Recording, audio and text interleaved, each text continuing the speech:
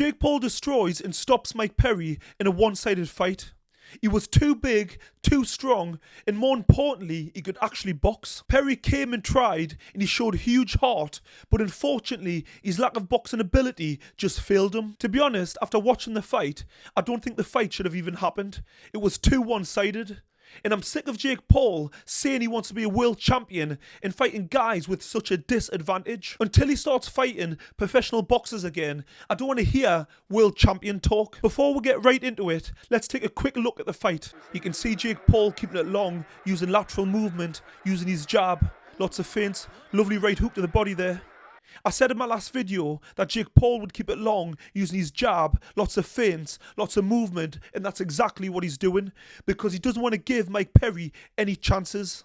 I've said previously Jake Paul loves the jab and right hook to the body, and it landed perfectly there. In the post-fight press conference, Mike Perry said that he cracked a rib, and I'm pretty sure it happened there. And that's the worst thing that can happen so early in a fight because a cracked rib is so debilitating. He done pretty well to fight on if that was the case because I've seen other fighters go down and not get back up. Jake's moving well in maintaining the distance.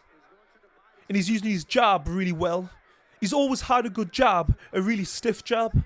A jab that can actually do damage. Oh, there's that right hand. I don't think Perry was really hurt. I just don't think he seen it coming. It was more of a flash knockdown. I think he was surprised that all of a sudden he was on the canvas. It's always the punches you don't see that do the damage. There's that right hook to the body again. And if the rib was broken, that would have hurt, and he follows it up. Jake's jab is a weapon. It's not a rangefinder, it's a weapon. It does damage. And as the rounds go on, those type of jabs take the toll, and you start to get damage, and your eye starts to swell, and starts to impair your vision. The minute Jake Paul slows his feet down, he gives Mike Perry opportunities, as you're seeing there. He can't afford to keep still, he needs to keep moving. When you're fighting a guy that can't box at range and needs to get close, why would you give him an opportunity? You've got to keep it long, keep moving, and be a moving target. It's much better from Jake when he gets his feet moving and gets the jab working. Just simple pushbacks, simple double jab backhand and then adjusting your feet, getting back to range. Oh. That left hook just scrambled his senses. And he follows it up. This is what happens when you've got no defense. You can't stand with your chin in the air, hands by your waist, no head movement, with a bigger guy. It's just madness. Putting the pressure on now. But I think Mike Perry's badly hurt. Oh, and another left hook and uppercut. Oh. Yeah, he's badly hurt. All he needs to do is pick his hands up or move his feet. He's got zero answers. The minute the ref says walk to me or walk that way and you stumble, it's game over.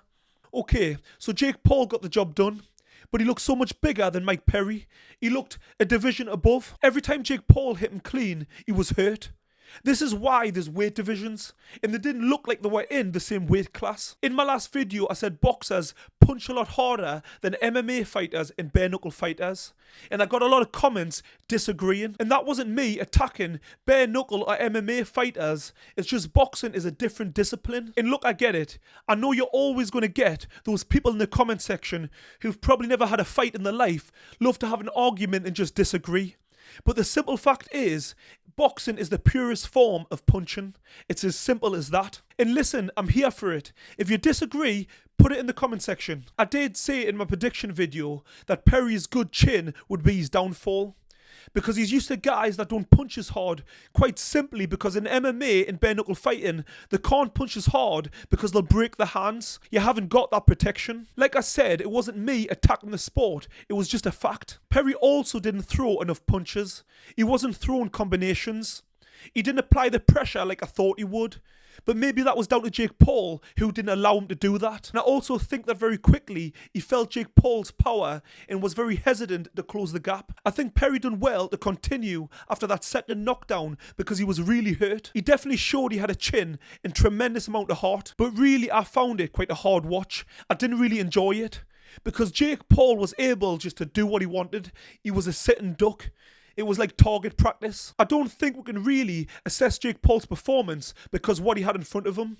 And that's no disrespect to Mike Perry. Jake Paul had said previously in an interview that people hadn't seen his improvements because he had a new team and that he'd been stopping people so quickly. But I disagree.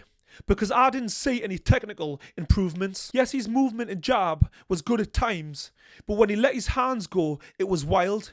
His chin was in the air and he was wide open. Against better fighters, he would be made to pay. When he makes statements saying that he's more dedicated to boxing than 99% of fighters, when you also consider the amount of money that he has to pay for the best training, nutrition, strength conditioning, you would just expect more improvement. Fortunately for Jake, he was able to get away with the mistakes that he was making because of the lack of boxing ability that he had in front of him. When he did fight a better boxer in Tommy Fury, he got beat.